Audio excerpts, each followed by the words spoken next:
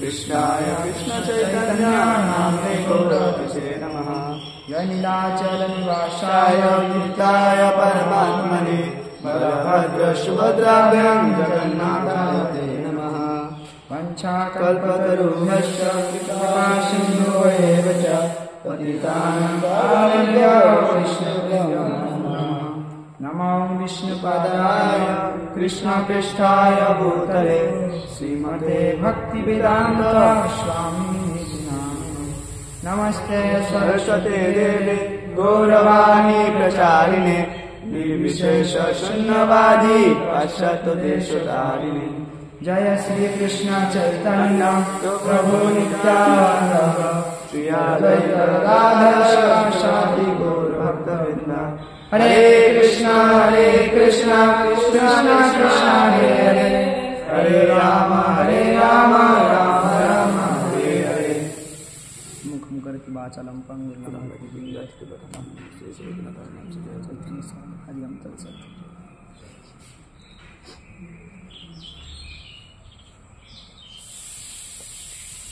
उपस्थित सकल वैष्णव में प्रणाम। वंशाकल्पतरुभ्यश्च कृपासिन्धुभ्यश्च आज आम आलोचना करवा श्रीमद्भगवद्गीता श्रीमद्भागवत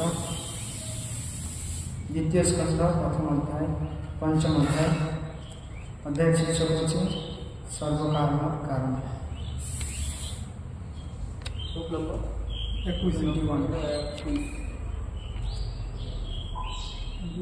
कालं कर्म स्वभावञ्च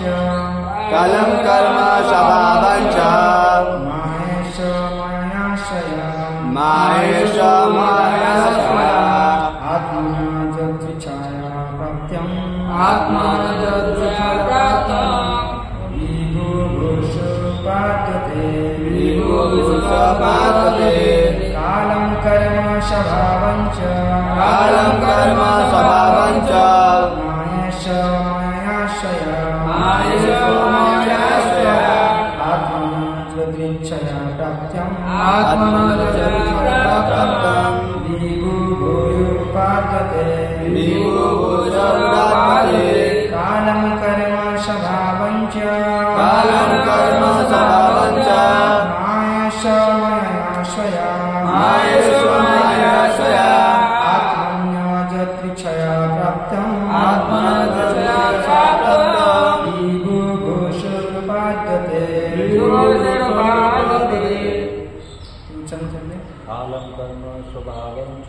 कालं कर्म स्वभावञ्च मायया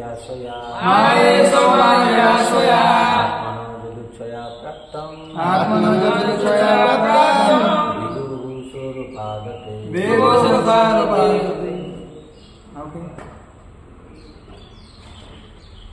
कालं नित्य काल, कर्म जीवे उद्दिष्ट, स्वभाव प्रकृति च ओ माया शक्ति ईशः नियंता माया शक्ति द्वारा स्वया निजे आत्मा निजे जो दृच्छया स्वतंत्र भावे प्राप्तम अवस्थित है विभु भूया भिन्न भावे प्रतिभात है उपाद्यते पुनराय सृष्टि हওয়ার জন্য গৃহীত। অনুবাদ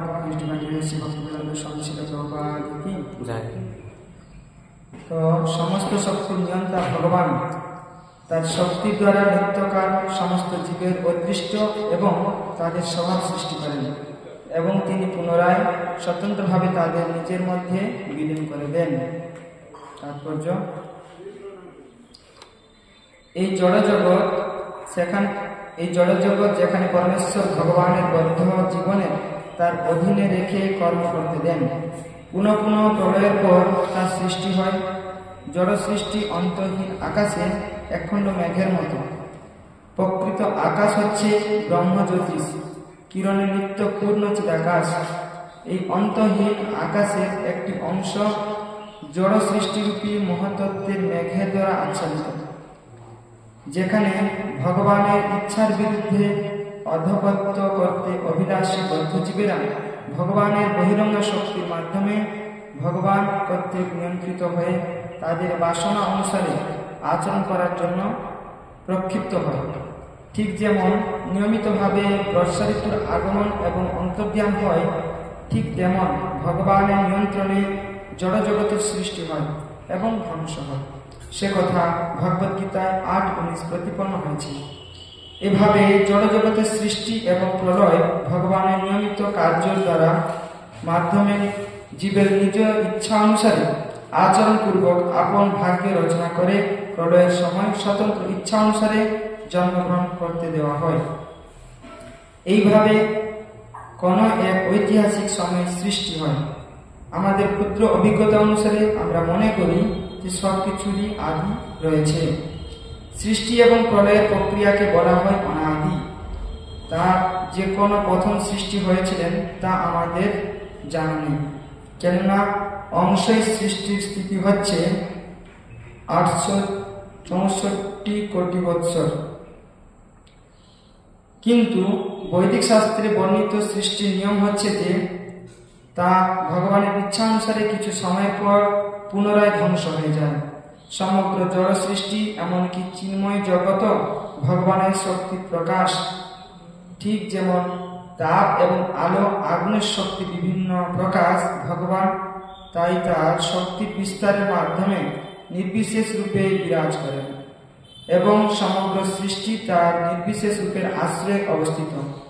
কিন্তু তা সত্ত্বেও তিনি গৌণরূপে নিজেকে পৃথক রাখেন। তাই ভ্রান্তভাবে কখনো মনে করা উচিত নয় যে তার অন্তহীন নির্বিশেষ প্রকাশ রয়েছে বলে তার সবিশেষ রূপ নেই। তার নির্বিশেষ রূপ তার শক্তির প্রকাশ এবং তার অন্তহীন নির্বিশেষ শক্তিতে নিজেকে বিস্তার করা সত্ত্বেও তিনি তার সবিশেষ রূপে নিত্য বিরাজমান। ভগবদ্গীতা 9:5-7।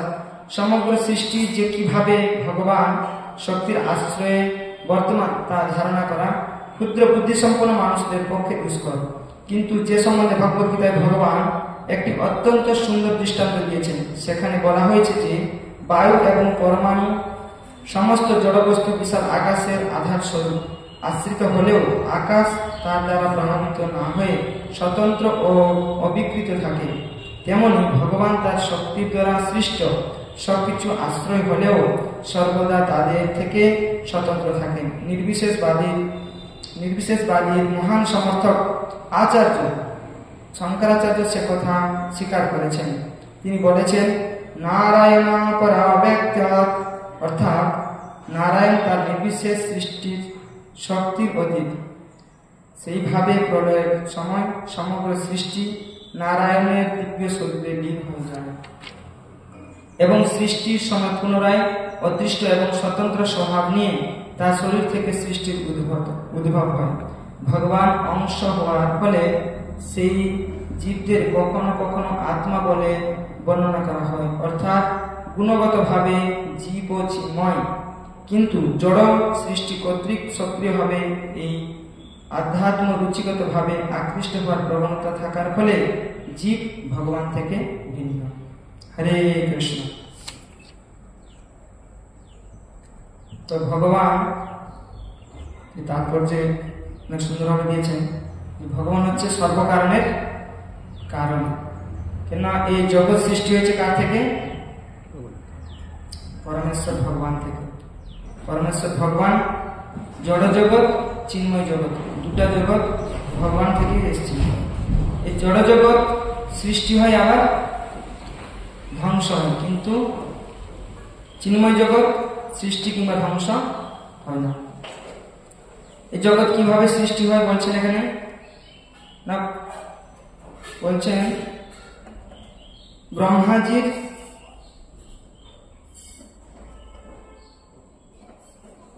আংশিক বৎসর কত বৎসর পর্যন্ত না 864,000 বৎসর পরে একবার সৃষ্টি হয়, তারপরে আবার ধ্বংস হয়। তো ভগবানের এই দিব্য যে সৃষ্টি প্রক্রিয়া, অত্যন্ত মহত্বপূর্ণ। কেননা এই সৃষ্টিকে কি বলা হচ্ছে, এই জড় সৃষ্টিকে বলা হচ্ছে অন্তহীন আকাশের একখণ্ড মেঘের মতো। বিশাল মেঘপুঞ্জে একখণ্ড মেঘের সাথে তুলনা করা হয়েছে। আর প্রকৃত আকাশ হচ্ছে কি না, ব্রহ্ম জ্যোতিষ কিরণের মতো চিদাকাশ। আর এর অন্তহীন আকাশের একটি অংশ মহত্তত্ত্ব। এইভাবে শ্রীমদ ভাগবত গীতায় 8:19 বলা হয়েছে কি, যে কিভাবে এই জগৎ সৃষ্টি হচ্ছে আর এই জগৎ ধ্বংস হচ্ছে, সে কথাও শ্রীমদ ভাগবত গীতায় ভগবান অর্জুনকে কথা বলেছেন।